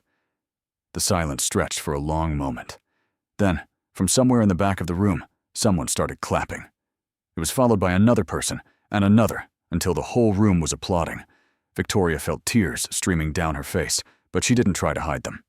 She was done hiding. After the meeting, Nathan found her in her office. He stood in the doorway, the same place he had stood the night of the storm, but everything was different now. "That was unexpected," he said quietly. I meant every word. He crossed the room, slowly stopping in front of her desk. When I saw that folder with my name circled in red, all I could think about was how close I came to losing everything. How the woman I love had held my future in her hands and considered throwing it away. "I know," Victoria said, "and I'm so sorry. You weren't the same woman who wrote that list." Nathan continued, "I knew that. But fear doesn't listen to logic. It whispers all the worst possibilities and makes them feel like certainties. I understand. I should have talked to you instead of shutting you out." He shook his head. "Sarah always said my biggest flaw was closing down when I'm hurt. I promised myself I'd work on that, but when it mattered most, I failed. We both made mistakes." Nathan reached across the desk and took her hand. "I don't want to go back to who we were before this crisis. I want to be better. For you, for Emma, for myself. So do I. Then let's be better together." Victoria looked at their joined hands at this man who had weathered her worst and still reached for her. "I love you," she said. "I should have said it a long time ago. I love you and I love Emma, and I want to build a life with both of you if you'll still have me." Nathan's answer was to pull her around the desk and into his arms, holding her so tightly that she could feel his heart beating against her own. "I love you too," he murmured against her hair. "We both do. We have since the beginning." That evening, Victoria drove to Nathan's house for the first time in over a week. She had barely put the car in park before the front door flew open, and Emma came running out still in her school clothes, her face alight with joy. "Victoria, you came back. Daddy said you might not, but I prayed and prayed, and now you're here." Victoria caught the small body in her arms, holding tight, letting the tears fall freely. "I'm sorry I left, sweetheart. I'm so sorry. Are you staying forever?" Victoria looked up to see Nathan standing in the doorway, watching them with an expression of such tender love that it made her chest ache. "Forever is a very long time," Victoria said carefully. "But I'm not going anywhere. Not anymore." Emma pulled back, her expression serious. "Do you promise?" Victoria remembered the pinky promise Emma had made her give months ago, a child's way of sealing the most important vows. She held up her pinky now. "I promise," she said. Emma linked her pinky with Victoria's, nodding with satisfaction. "Okay, good. Now can we have celebration pancakes? Daddy says we can only have them for special occasions, and this seems pretty special." Nathan laughed, the sound dissolving the last of the tension that had hung between them for weeks. "I think we can make an exception." Later that night, after Emma had been read her chapters and tucked into bed with patches clutched against her chest, Victoria and Nathan sat on the couch in the living room, the same room where the window had shattered during the storm, now repaired and whole. "I was so afraid," Nathan admitted quietly. "When I saw that document, all my worst fears came rushing back. The fear that I couldn't trust anyone, that everyone I let in would eventually leave or betray me. I understand that fear," Victoria said. "I've lived with it my whole life. But you didn't run. You came back. You fought for us. An 8-year-old told me to." Victoria smiled. "She's very persuasive, your daughter. She gets that from her mother." Nathan took her hand, turning it over and tracing the lines of her palm. "Sarah would have liked you. She had a gift for seeing the real person beneath the surface. She would have seen right through the Ice Queen act from the beginning. I think Emma inherited that gift." "She did." Nathan was quiet for a moment. "I talked to her about what happened. Not all the details, but enough. I told her that sometimes grown-ups get scared too, and we make mistakes. But what matters is whether we're willing to fix them." "What did she say?" "She said that was the lesson of Charlotte's Web." Nathan smiled at the memory. That love means wanting good things for someone, even when it's hard for you. Victoria felt the truth of those words settle into her heart. Love was hard. It required vulnerability. Trust, the willingness to be hurt. It required giving up the walls she had spent decades building. But it also offered something she had never allowed herself to believe in: belonging. A home. A family. "I don't want to waste any more time," she said. "I don't want to be careful anymore." Nathan's eyes met hers. What do you want? I want Sunday mornings and movie nights. I want to help with homework and attend school plays. I want to be there for the hard parts and the easy parts and everything in between. She paused, her voice catching. I want to be part of your family. Officially. Permanently. Nathan's smile was like sunrise. That sounds like a proposal. Maybe it is. Victoria felt a laugh bubbling up in her chest. Or maybe it's an invitation to build something together, something real. He pulled her close, and she went willingly fitting herself against him like she had always belonged there. Then, consider your invitation accepted, he said. 1 year to the day after the storm that had changed everything, Victoria stood in Nathan's kitchen, ostensibly helping to make Sunday pancakes, but mostly getting in the way. You're supposed to flip them before they burn. Nathan observed, gently moving her aside to rescue a smoking pancake from the griddle. I'm a work in progress. You're perfect. Emma appeared in the doorway, dressed in her best Sunday outfit, which was strange because she usually wore pajamas until at least noon on weekends. You look fancy, Victoria observed. What's the occasion? Emma exchanged a glance with her father, a conspiratorial look that immediately made Victoria suspicious. No occasion, Emma said innocently. I just felt like being fancy. The pancakes that morning were shaped like hearts, which was also unusual. Nathan had set the table with the good dishes, the ones they usually saved for holidays. There were flowers in a vase on the counter, fresh ones that hadn't been there the day before. Okay, Victoria said, setting down her fork. What's going on? You're both acting strange. Nathan and Emma exchanged another look. Then Emma stood up from the table and approached Victoria with something hidden behind her back. I made you something, she said, for a special occasion. She produced a handmade card decorated with glitter and stickers and Emma's careful handwriting. Victoria opened it with trembling hands. Will you be my mommy for real? The words were surrounded by drawings of their little family stick figures, holding hands with a house and sunshine and hearts floating above their heads. Victoria looked up, tears already streaming down her face, to find Nathan kneeling beside the table. Victoria, he said, his voice rough with emotion. A year ago you drove through a hurricane to help me reach my daughter. You had every reason to stay away, to protect yourself, to not get involved. But you stayed. Not just that night. You stayed in our lives. He reached into his pocket and pulled out a ring, simple and elegant, with a small sapphire that caught the morning light. This was my grandmother's, he said. My mother gave it to me last month after you and I made up. She said, that woman is family. Make it official. Victoria couldn't speak.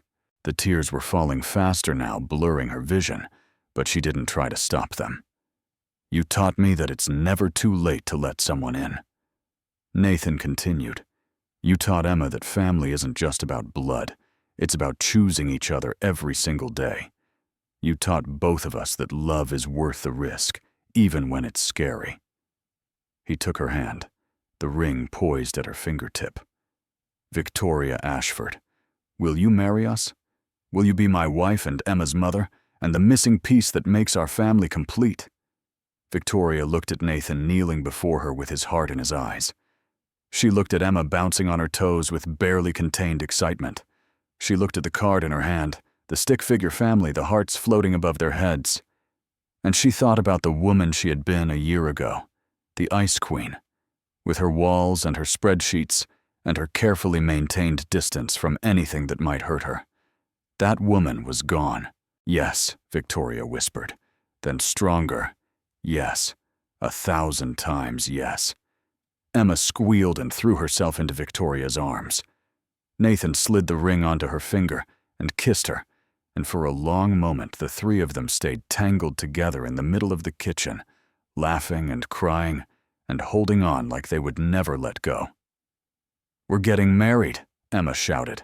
We're going to be a real family forever and ever, forever and ever, Victoria agreed, and she meant it with her whole heart. They married in the autumn one year after the proposal in the backyard of the little house with the blue shutters, the same yard that had flooded during the storm, The same house where Victoria had first worn Nathan's shirt, where she had read Charlotte's Web to a little girl and felt something frozen inside her begin to thaw. Victoria stood in the guest bathroom, the same bathroom where this whole story had begun, and studied her reflection in the mirror. But instead of Nathan's oversized button-down shirt, she was wearing a simple white dress. Her blonde hair was loose around her shoulders, and her face, she noticed, had changed in the 2 years since she had first stood in this spot. The hard lines had softened. The wariness in her eyes had been replaced by something that looked like peace. A knock at the door interrupted her thoughts. "You're not supposed to see me before the ceremony," she called. "It's bad luck. I'll keep my eyes closed." Nathan's voice came through the door. "I just wanted to tell you something." Victoria smiled and opened the door a crack. Nathan stood there in his suit, his eyes dutifully shut, looking so handsome it made her heart ache. "What is it I was thinking about that storm?" he said, "about how sometimes the things that seem like disasters turn out to be beginnings instead." Victoria reached through the gap and took his hand. "I'm glad you let me borrow your shirt." "I'm glad you stayed," he replied, squeezing her fingers, "now and forever." Downstairs, the guests were gathering in the backyard. Mrs. Patterson had a place of honor in the front row, dabbing at her eyes with a handkerchief. Nathan's parents sat beside her Carol, already crying, and the ceremony hadn't even started. Colleagues from the office filled the rows behind them, people who had watched Victoria transform from the Ice Queen to something warmer, something more human. Emma served as junior bridesmaid, taking her responsibilities with the utmost seriousness. She had helped Victoria pick out the flowers, sunflowers and daisies bright and cheerful, and the music a string quartet playing songs from Emma's favorite movies, and the cake chocolate with vanilla frosting because that was the only acceptable combination, according to Emma's scientific research. When Victoria walked down the makeshift aisle, her eyes found Nathan's immediately. He was standing under an arch of flowers, his face transformed by a smile so full of love that it made her breath catch. She thought about the journey that had brought them here, from boss and employee to strangers, trapped in a storm, to friends, to lovers, to family. From the Ice Queen with her walls and her spreadsheets, to this woman in white walking toward the man who had taught her how to feel again. The ceremony was simple, personal, perfect. They had written their own vows, and Victoria had spent weeks trying to find words that could capture everything Nathan and Emma meant to her. "Nathan," she began, her voice steady, despite the tears tracking down her cheeks. 2 years ago, I was a woman who had built walls around herself so high that I couldn't see over them. I had convinced myself that depending on people was dangerous, that vulnerability was weakness, that the only safe thing to do was never need anyone. She paused, looking at Emma, who was watching with shining eyes. "Then a storm brought me to your door. And you didn't see the Ice Queen that everyone else saw. You saw me, the real me, buried beneath all those walls and all that armor. And you loved her anyway." She turned back to Nathan. "I promise to keep choosing you every single day, to be there for the hard parts and the easy parts, to make burnt pancakes and sit through school plays and help with homework that I don't understand, to be a mother to Emma and a partner to you and a member of this family for as long as I live." Nathan's vows were simpler, but they made her cry even harder. "Victoria," he said, "you taught me that second chances are worth the risk, that letting someone in doesn't mean forgetting who you lost. It means honoring them by continuing to live and love. You gave me back my hope." He smiled. "And you gave Emma a mom who reads Charlotte's Web with all the right voices." Emma couldn't contain herself any longer. She had been given strict instructions to stand quietly until the ceremony was over. But she was 9 years old, and her father was marrying the woman she had prayed for, and some things were just too big to hold inside. "Can I say something?" she burst out. The officiant looked uncertain, but Nathan nodded. Emma stepped forward, suddenly serious. She had written something on an index card, and she pulled it out now with the gravity of someone about to deliver the most important speech of her life. "My mommy in heaven sent Victoria to us," she read. "She knew Daddy needed someone to love, and I needed a mom who would stay. Victoria is that person. She's brave and she's kind, and she loves us so much. And I love her too. The end. There wasn't a dry eye in the backyard. When the officiant finally pronounced them husband and wife, Nathan pulled Victoria close and kissed her as Emma cheered and the guests applauded. "Hello, Mrs. Cole," he murmured against her lips. "Hello, husband," she whispered back. And as they turned to face their guests, their family, their future, Victoria realized that the woman who had arrived in Portland 2 years ago with a mandate to cut costs and increase productivity had found something she hadn't known she was looking for. She had found home. 5 years after the wedding, Victoria stood in the kitchen of their new house, a larger place, with blue shutters, in honor of where their story had begun, watching chaos unfold around her. Nathan was at the stove attempting to flip pancakes while simultaneously answering questions from Emma, who was now 14 and full of teenage opinions about everything. Their 3-year-old son James was in his high chair, more syrup on his face than in his mouth, giggling at something only he found funny. "Mom," Emma said, looking up from her phone, "can I go to Sophia's house after school today? We have a project." The word still made Victoria's heart swell. Mom. It had taken Emma a few months after the wedding to make the transition from Victoria to Mom, and when she had finally said it, Victoria had cried for an hour. What kind of project, Victoria asked, settling into the role of concerned parent with an ease that would have seemed impossible 5 years ago. History. We're making a diorama of the American Revolution. Sounds educational. Yes, you can go, but be home by dinner. Thanks, Mom. Emma returned to her phone, already texting Sophia the good news. Nathan slid a plate of pancakes in front of Victoria, perfectly round as always, while she was still incapable of making anything but abstract shapes. He kissed her forehead as he passed a casual gesture of affection that had become as natural as breathing. "How's my favorite CEO this morning?" he asked. Victoria smiled.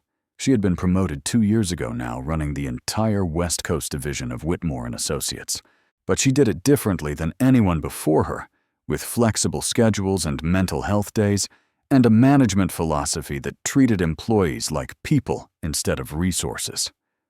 The board had been skeptical at first. They weren't skeptical anymore. Your favorite CEO is wondering how she's supposed to get to the office when someone she looked pointedly at James, who grinned at her with syrup-covered cheeks, has hidden her car keys again. In my defense, Nathan said I did not teach him that. "Mama keys," James announced proudly. "Hiding game." Victoria sighed, but she was smiling. This was her life now.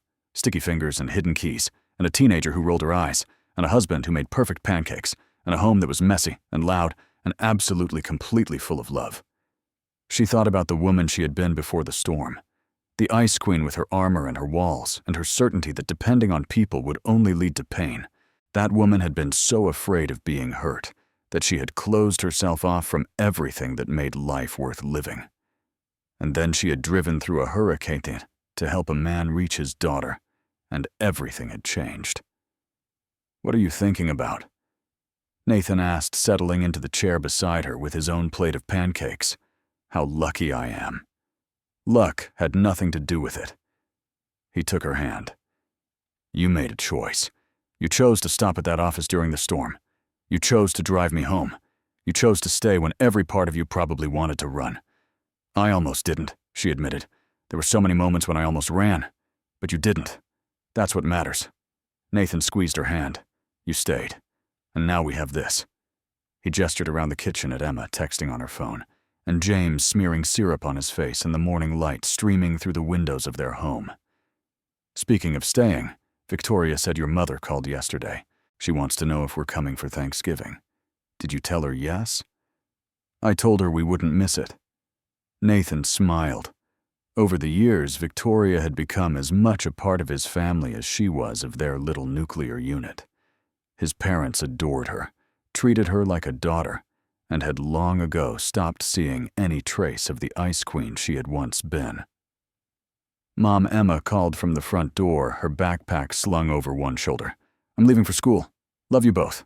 Bye, Jamie." "Love you too, sweetheart," Victoria called back. "Text me when you get there." Okay, okay. Emma disappeared out the door, leaving a wake of teenage exasperation and genuine affection. Nathan stood to clear the dishes, but Victoria caught his hand first. Thank you, she said. For what? For everything. For the storm. For the pancakes. For not giving up on me when I gave you every reason to.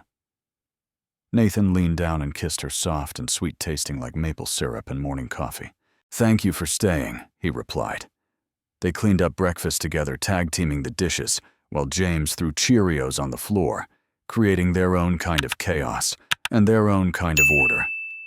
And as Victoria drove to work that morning, passing the familiar streets of Portland, she thought about how strange and wonderful life was, how the worst moments could become the foundation for the best ones, how walls built for protection could become prisons, and how the bravest thing a person could do was choose to let them fall.